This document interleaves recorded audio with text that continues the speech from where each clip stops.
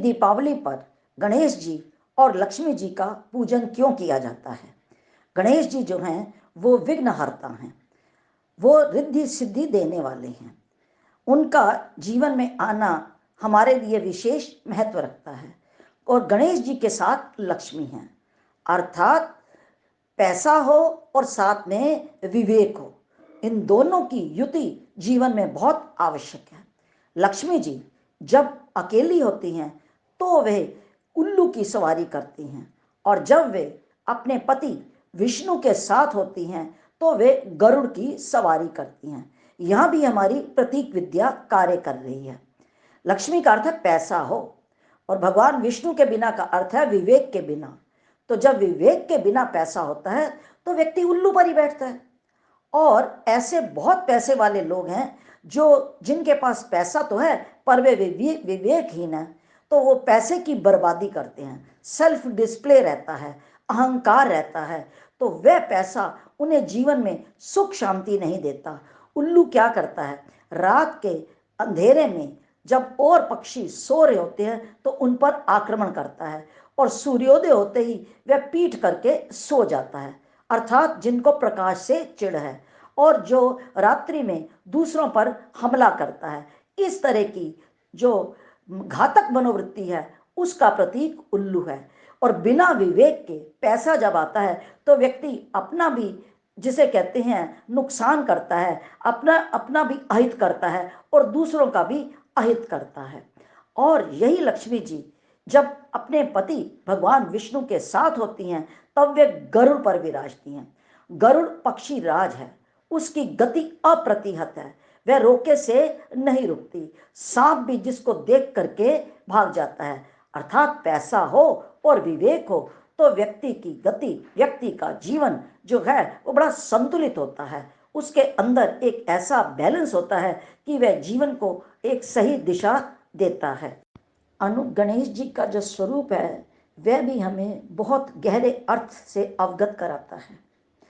यदि ध्यान से देखो तो गणेश जी का जो सर है वो सबसे बड़ा है, सूंड बहुत लंबी है, कान बहुत बड़े हैं, पेट बहुत बड़ा है। इन सभी चीज़ों के अर्थ हैं, क्योंकि गणेश का अर्थ है गणों का ईश, अर्थात हमारा प्रेसिडेंट कैसे हो, हमारा गणाध्यक्ष कैसे हो, तो उसमें कौन से गुण होने चाहिए, ये इसका संकेत हमें गणेश जी के माध्यम से मिलता है।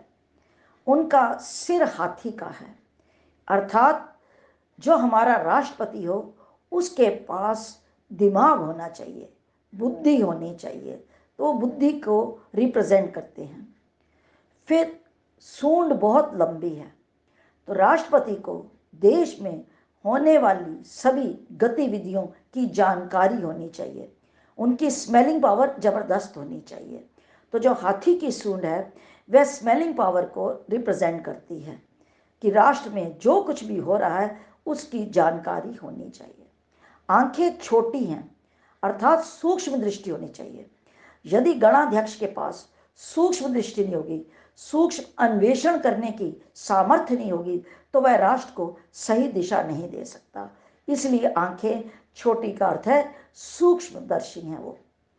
कान बहुत बड़े हैं और हिलते रहते हैं, अर्थात जो कानाफूसी करते हैं, जो विस्परिंग पावर है, वह दूर रहनी चाहिए। अपना विवेक होना चाहिए गणाध्यक्ष के पास कि जो आकर के कानों में इधर उधर की चुगली करते हैं उनको अपने पास फटकने नहीं देना चाहिए। तो इसीलिए कान बहुत बड़े हैं। वे लंबोदर हैं, अर्थात गणाध्यक्ष को सारे राष्ट्र के सीक्रेट्स पचाने आने चाहिए। जितनी भी गुप्त सूचनाएं हैं, जो भी राष्ट्र के हित में हैं, वह उसको पचा सके, इसीलिए वह लंबोदर हैं। इसके अतिरिक्त गणेश जी की जो सवारी है वह चूहे की है। चूहे का अर्थ है अराजक तत्व, तोड़ फोड़ करने वाले जो भी ध्वंसक तत्व हैं वह कंट्रोल में रहने चाहिए, इसीलिए मूषक की सवारी है। चूहा क्या करता है, किसी का कितना भी महंगा सूट हो वो कुतर कुतर देता है, उससे ना उसका लाभ ना दूसरे का। तो ऐसे अराजक तत्व जो राष्ट्र में इसी तरह से विस्फोटक स्थिति उत्पन्न करते हैं, अराजक स्थिति पैदा करते हैं, वे नियंत्रण में रहने चाहिए। इसको मूषक के द्वारा स्पष्ट किया गया है। ये हमारे जो शास्त्र हैं, हमारे यहाँ एक प्रतीक विद्या है, उस प्रतीक विद्या को गणेश जी की ये जो प्रतिमा है यह स्पष्ट करती है।